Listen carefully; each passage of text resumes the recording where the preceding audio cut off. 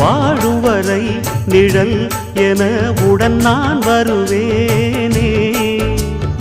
ஏழ் பிறப்பும் உயிர் துணை உனை நான் பிரியேனே.